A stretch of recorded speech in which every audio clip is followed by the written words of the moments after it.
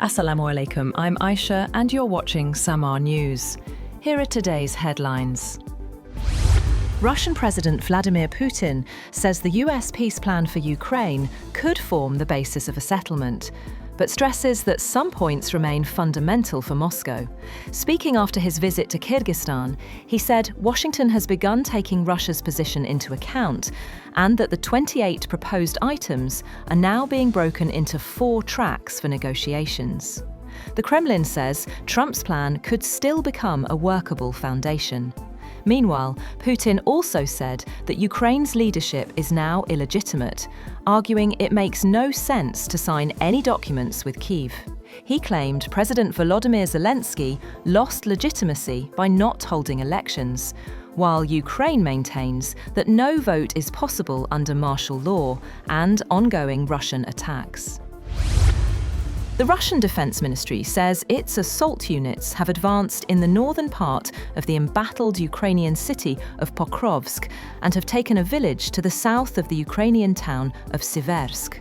Meanwhile, the Ukrainian military says it thwarted 57 Russian assaults on the Pokrovsk front in the past day and was destroying Russian units inside the city. Russian forces are pushing forward at several points along the front line, especially in the Donetsk, Dnipropetrovsk and Zaporizhia regions, as the United States discusses a possible peace plan to end the deadliest European conflict since World War II. Romania's defence ministry has said that it will buy French Mistral air defence systems worth more than €626 million, part of a joint procurement deal with several other European Union states. The ministry said it signed a deal on Tuesday with the French Defence Ministry for the purchase of 231 Mistral man-portable air defence systems and 934 missiles, alongside training, simulator and logistics. The statement did not specify when the equipment would be delivered. Romanian lawmakers first approved the acquisition plan in 2022. China's defense ministry has said that Japan will have to pay a painful price if it steps out of line over Taiwan, responding to Japanese plans to deploy missiles on an island some 100 kilometers from Taiwan's coast. The remarks come amid the country's worst diplomatic crisis in years. China's defense ministry said how to resolve the Taiwan question was a Chinese matter and nothing to do with Japan. US President Donald Trump has asked Japanese Prime Minister Samaa Takaichi to avoid further escalation of a dispute with China during talks this week, as he aims to keep a fragile trade war truce with Beijing.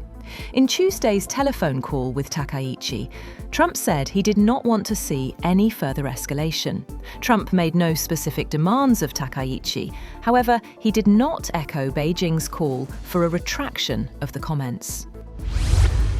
The US Citizenship and Immigration Services has said that it has stopped processing all immigration requests relating to Afghan nationals indefinitely after 2 National Guard soldiers were shot and critically wounded in Washington.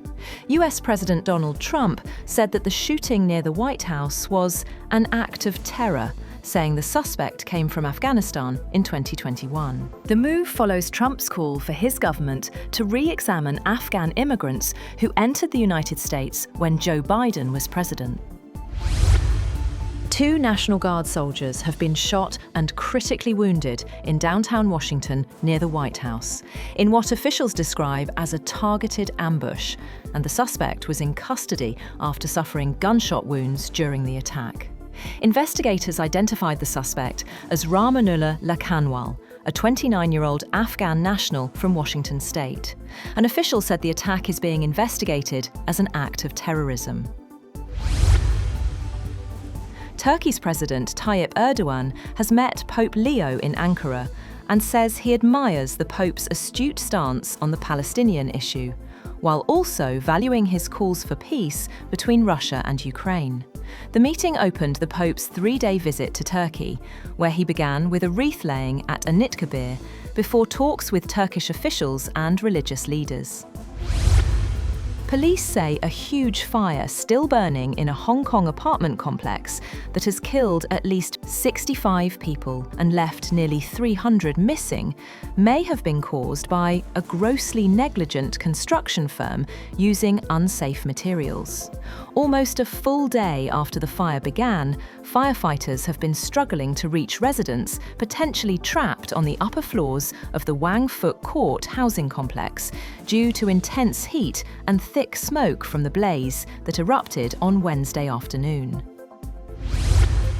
11 people have been killed and 2 others injured when a test train collided with a group of workers at a station in China's Yunnan province. The accident occurred in Kunming during seismic equipment testing and prompted an immediate emergency response. Kunming railway station confirmed the deadly incident, saying a train testing seismic detection equipment hit a group of railway workers on the tracks. According to China Central Television, the workers entered the track area when the test train approached, leading to the fatal crash. Long-term net migration to Britain has fallen to 204,000 in the year to June, around 2/3 lower than a year earlier, extending a downward trend driven by tougher government policies. Revised data from the Office for National Statistics last week showed that net immigration peaked earlier and at a higher level than previously thought, 944,000 in the 12 months to March 2023. Last week's revised figures showed that numbers had fallen to 345,000 in 2024. That's all for now. For more updates, visit www.samaa.tv. Thank you for watching Samaa News.